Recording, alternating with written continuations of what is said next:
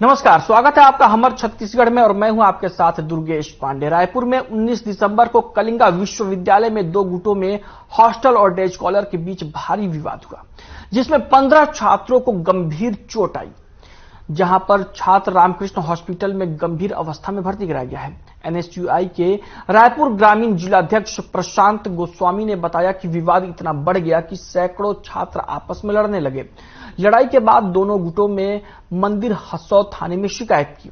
दोनों गुटों के 13 छात्रों के ऊपर रिपोर्ट दर्ज कराई गई है। आपको बता दें कि प्रशांत गोस्वामी ने कलिंगा विश्वविद्यालय के रजिस्ट्रार को ज्ञापन दिया। इस दौरान जिन जिन छात्रों के ऊपर एफआईआर दर्ज हुए हैं, उनका एडमिशन रद्द करने और उनके एडमिशन को निरस्त करने की मांग उठाई है। वही अल्टीमेटम दिया कि अगर 24 घंटे के अंदर मांग पूरी नहीं हुई तो एनएसयूआई विश्वविद्यालय का घेराव करेगी।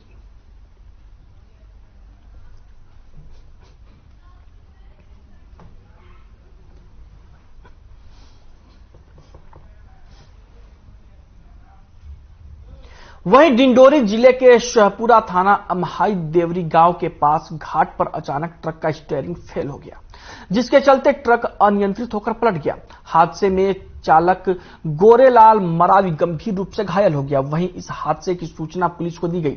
घटनास्थल पर पहुंची पुलिस ने घायल को इलाज के लिए अस्पताल में भर्ती कराया, जहां घायल का इलाज जारी है।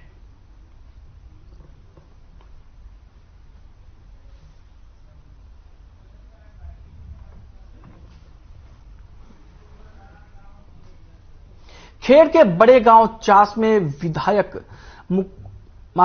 विनायक मुकुल सरपंच चुने गए हैं। एक साधारण सा आदमी को यहां सरपंच चुना गया है।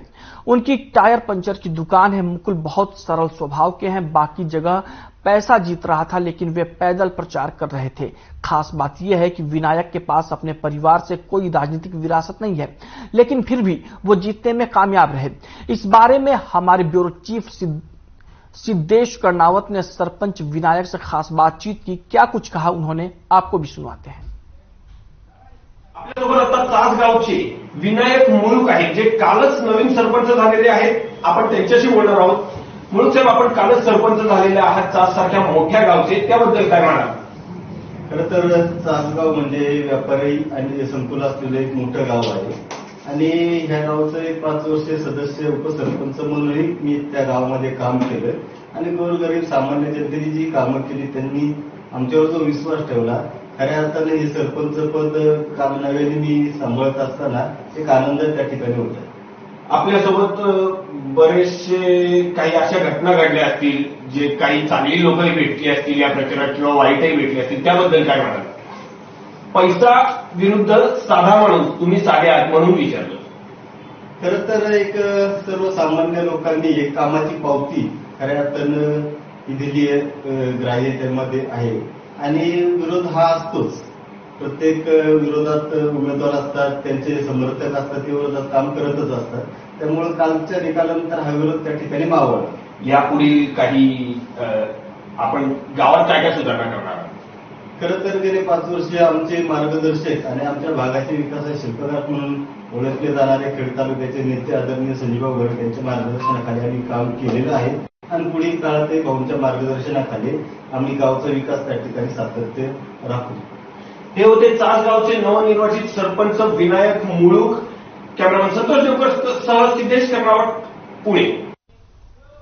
वहीं मनेंद्रगढ़ पुलिस को एक बड़ी सफलता हाथ लगी है। आपको बता दें कि पुलिस ने नर्सरी जंगल में पिकनिक स्थल से जुआ खेल रहे 13 जुआरियों को 52 ताश के पत्ते और 62,000 की नकदी के साथ गिरफ्तार किया है। आपको बता दें कि पुलिस अधीक्षक की ओर से सट्टा, जुआ, कबाड़, मादक पदार्थों की रोकथाम को लेकर निर्देशित किया गया था, जिसको लेकर यह कार्रवाई की गई है। फिलहाल पुलिस ने आरोपियों को गिरफ्तार कर आगे की कार्रवाई शुरू कर दी है।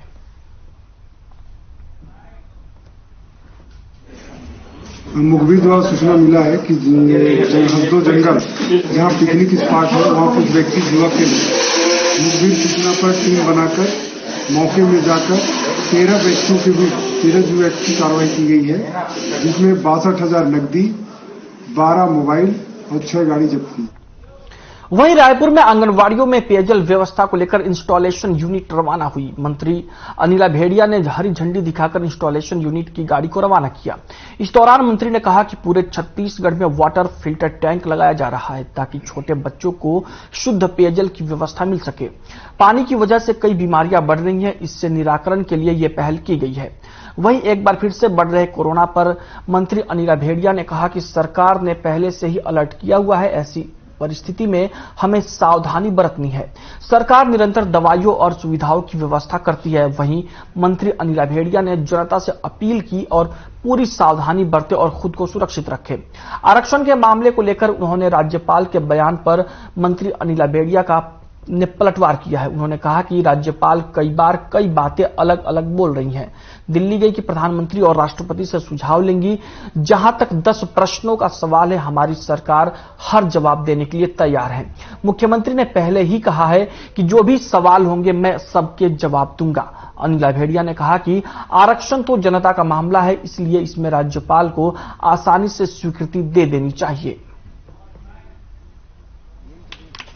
वहाँ दिल्ली भी गई थी कि हमारे राष्ट्रपति या प्रधानमंत्री से मैं सुझाव लूंगी या 10 बिंदु की बात है तो हमारी तो सरकार देने के लिए तैयार है और हमारे मुख्यमंत्री बोल के दिए हैं जो जवाब मांगे हैं मैं दे दूंगा तो मिल जाएगी जवाब। पर आरक्षण तो जनता का मामला है, उनमें तो मुझे लगता है हमारे राज्यपाल महोदय को आसानी से स्वीकृति देनी चाहिए। बात करेंगे इस वक्त की बड़ी खबर की। इस वक्त की बड़ी खबर बालोद से आ रही है। तेज रफ्तार बाइक की ट्रैक्टर से टक्कर, हादसे में दोनों बाइक सवार युवकों की हुई मौत। बालोद से धमतरी जाने वाली मुख्य मार्ग की घटना, गन्ने से भरे ट्रैक्टर से टकराए थे दोनों बाइक सवार। बालोद से इस वक्त की बड़ी और अहम खबर हम आप तक पहुंचा रहे हैं। तेज रफ्तार बाइक की ट्रैक्टर से टक्कर, हादसे में दोनों बाइक सवार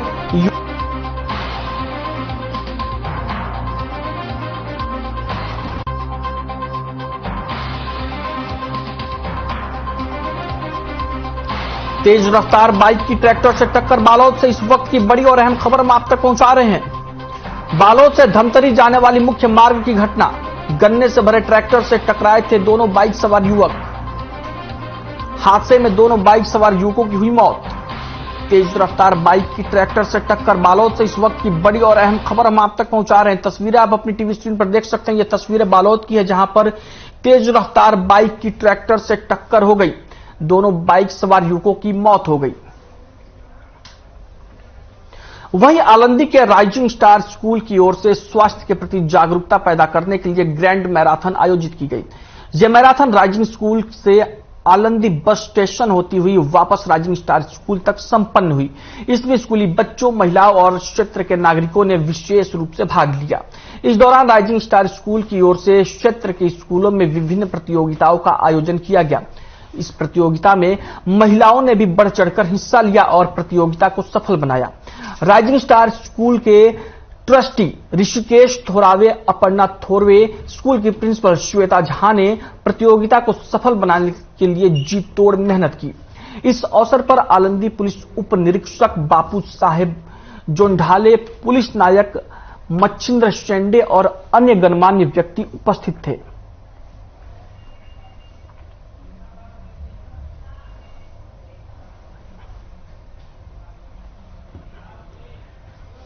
वहीं झारखंड राज्य में स्थित जैन समाज के शाश्वत तीर्थ श्री सम्मेद शिखर जी को पर्यटन स्थल घोषित करने के विरोध में सकल जैन समाज उज्जैन के नेतृत्व में 21 दिसंबर को उज्जैन बंद का आह्वान किया गया था। तीर्थस्थल की रक्षा के लिए बंद को समर्थन मिला। समाज के लोगों ने सुबह वाहन रैली निकालकर व्यापारियों से आग्रह किया था। शहर में व्यापारियों ने स्वेच्छा से बंद को समर्थन दिया। वहीं जैन समाज ने प्रतिष्ठान भी बंद रहे। रैली में बड़ी संख्या में बच्चे, महिलाएं और पुरुष शामिल हुए। रैली नगर के प्रमुख मार्गों से होते हुए एसडीएम कार्यालय पहुंची, जहां तहसीलदार और नायब तहसीलदार को राष्ट्रपति, प्रधानमंत्री, केंद्रीय पर्यावरण मंत्री, वन मंत्री एवं झारखंड मुख्यमंत्री के नाम ज्ञापन दिया गया। झारखंड में स्थित सम्मेद शिखर जी जो कि हमारी आस्थाओं का केंद्र बिंदु है। वहां से हमारे जैन तीर्थंकर 20 तीर्थंकर वहां से मोक्ष पधारे हैं।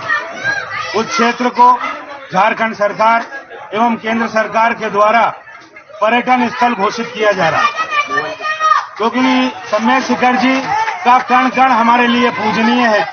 यदि पर्यटन स्थल यदि कभी वहां पर बनता है तो वहां पर 7 स्टार सुविधाएं उपलब्ध हो जाएगी, जहां पर मांस, मदिरा और अन्य चीजों का चलन वहां पर बढ़ जाएगा।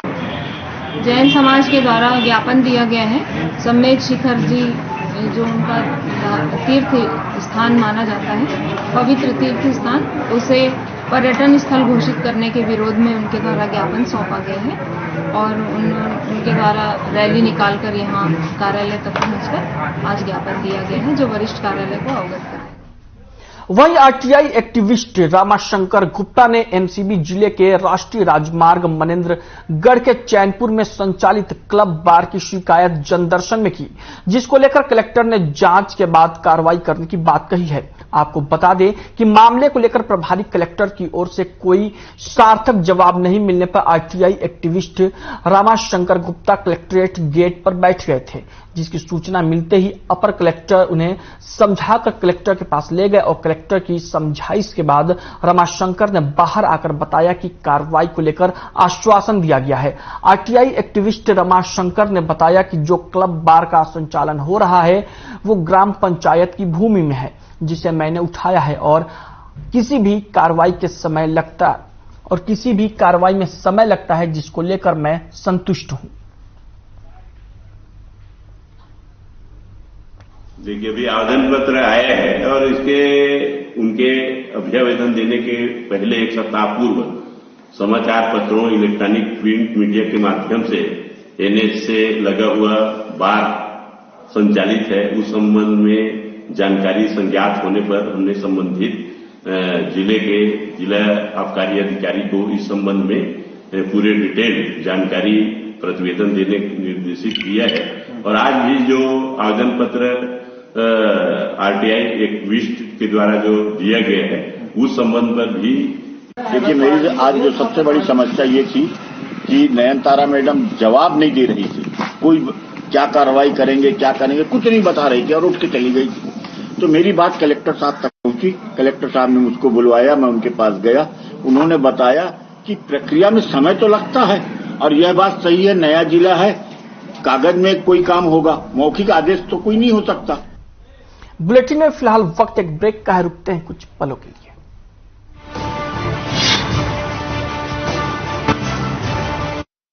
चलना है, लड़ना है, अब देश को बदलना है, वह हरियाणा को बदलना है। नमस्कार साथियों, प्रिय बहनवासी व हरियाणा वासियों, जैसे कि आप सभी को पता है, राहुल गांधी जी की भारत जोड़ो यात्रा 21 दिसंबर को हरियाणा में प्रवेश करेगी।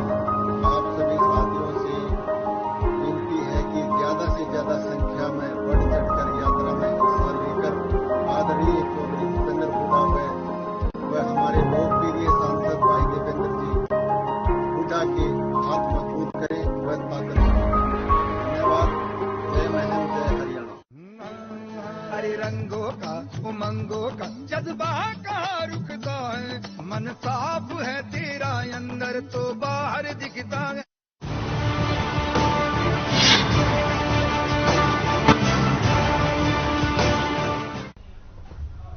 ब्रेक के बाद आपका स्वागत है। वहीं रायपुर में घनश्याम जी की जयंती पर सीएम भूपेश बघेल ने पुस्तक का विमोचन किया है। आपको भी लिए चलते हैं कार्यक्रम में।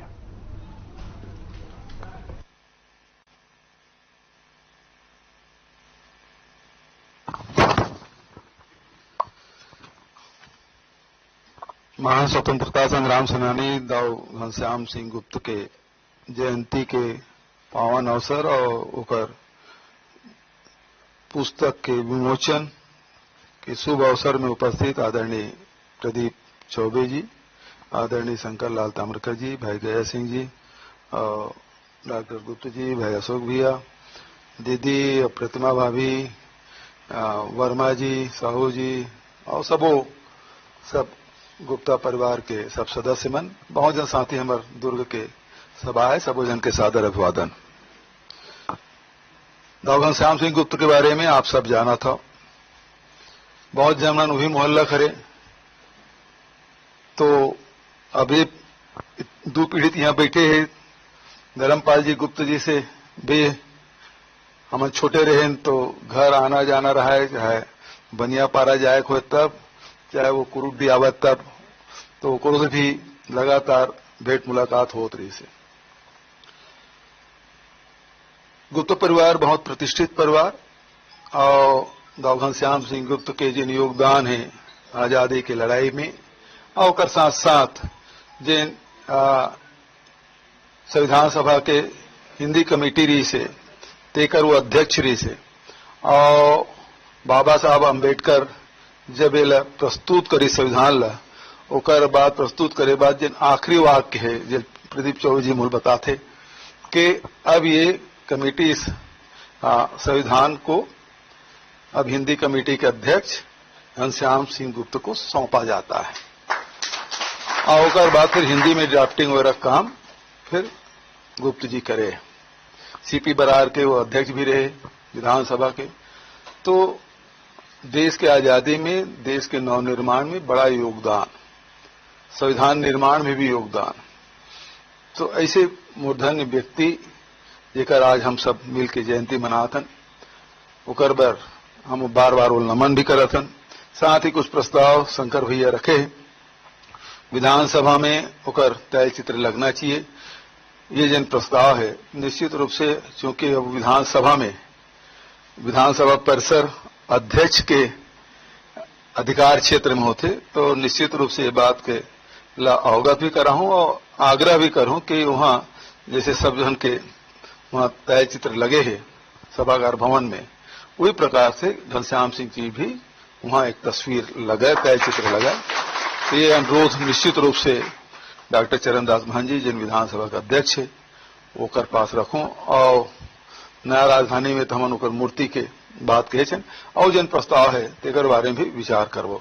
तो आज संक्षिप्त कार्यक्रम में आप सबके स्वागत अभिनंदन करते हुए पुनः आप सब लोग बहुत बधाई और लेखक लोग विशेष रूप से बधाई कि बहुत दिन बाद सियान मन की सुरता करते हुए पुराना चीज मतलब संकलन करना, तथ्यात्मक रूप से वो संजोना कठिन काम रहते, कारण के इतिहास के पन्ना ला खंगालना और सही बात ला सामने लाना वो बहुत ही दुष्कर कार्य रहते और वो कार्य तिवारी जी करे है। तो मैं बहुत बधाई और शुभकामना देता हूँ।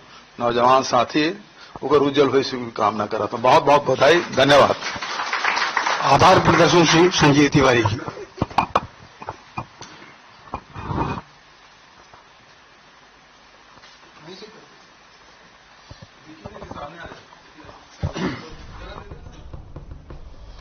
तो रायपुर में घनश्याम जी गुप्त की जयंती पर पुस्तक विमोचन का कार्यक्रम हुआ जिसमें सीएम भूपेश बघेल भी उपस्थित रहे और इस दौरान उन्होंने घनश्याम जी गुप्त के जीवन पर प्रकाश डाला और ये बताया कि स्वतंत्रता संग्राम के साथ ही संविधान के निर्माण में भी और हिंदी में जो ड्राफ्टिंग हुई संविधान की उसमें घनश्याम जी गुप्त का क्या योगदान रहा है। आपको बता दें कि घनश्याम जी गुप्त हिंदी कमेटी के अध्यक्ष रहे हैं संविधान सभा में और उनकी जयंती पर आज पुस्तक विमोचन का कार्यक्रम मुख्यमंत्री भूपेश बघेल ने किया है और पुस्तक का विमोचन किया गया। इस दौरान मुख्यमंत्री भूपेश बघेल ने घनश्याम जी गुप्त के कार्यों को, देश के लिए दिए गए योगदान को, स्वतंत्रता संग्राम में उनके योगदान को और देश के नवनिर्माण के लिए जो संविधान बना उसमें उनके योगदान को याद किया और अपनी श्रद्धांजलि भी उन्हें अर्पित की।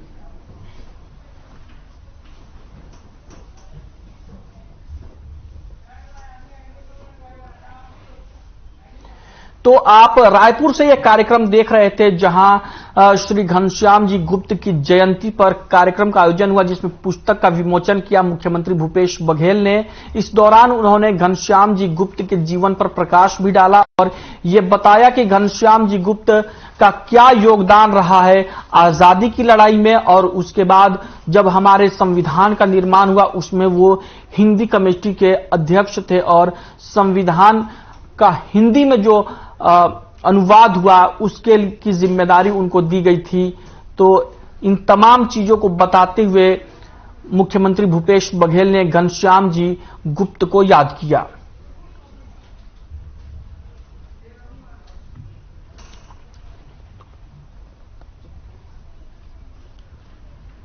रायपुर में एक कार्यक्रम हुआ जहां पर घनश्याम जी गुप्त की जयंती पर उन्हें सीएम भूपेश बघेल ने याद किया और इस दौरान समाज के कई गणमान्य लोग भी उपस्थित रहे। इस दौरान मुख्यमंत्री भूपेश बघेल ने एक पुस्तक का विमोचन भी किया और उन्होंने ये बताया कि घनश्याम जी गुप्त का आजादी की लड़ाई में क्या योगदान रहा है और संविधान के निर्माण में भी उनकी कितनी अहम भूमिका रही है। हिंदी कमेटी के वो चेयरमैन थे और बाबा साहेब भीमराव अंबेडकर ने जो संविधान को हैंडओवर किया, उन्होंने ये कहा था कि इस संविधान को बनाने के बाद अब इसको श्री घनश्याम जी गुप्त को हिंदी में अनुवाद के लिए उनको जिम्मेदारी दी जाती है। तो हमर छत्तीसगढ़ में फिलहाल के लिए इतना ही। मुझे दीजिए इजाजत। नमस्कार।